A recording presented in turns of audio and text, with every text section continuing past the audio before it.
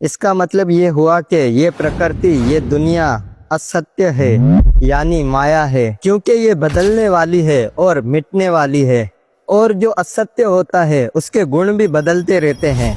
ठीक इसी के उलट जो सत्य होता है उसके गुण कभी नहीं बदलते और इसी के उलट होते हैं। जैसे ये दुनिया आकारिक है, ठीक इसी के उलट वो सत्य निराकार है।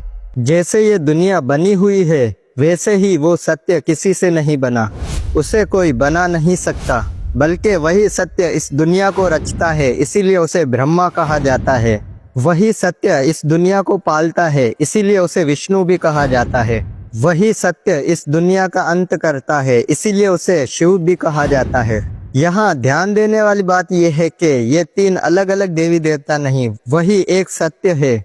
यही उस एक सत्य के अलग अलग किए हुए काम हैं। इसीलिए वेद कहते हैं एकम सत्य विप्र बहुधा वदन्ति, अर्थात वो सत्य एक ही है। ज्ञानी लोग उसे अलग अलग गुणात्मक नामों से पुकारते हैं।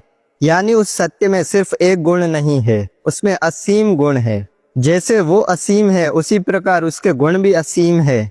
अब जिस सत्य में ये असीम गुण है, यानी जो निराकार भी है और सर्वकर्ता भी है, उसी को वेद परमेश्वर कहते हैं।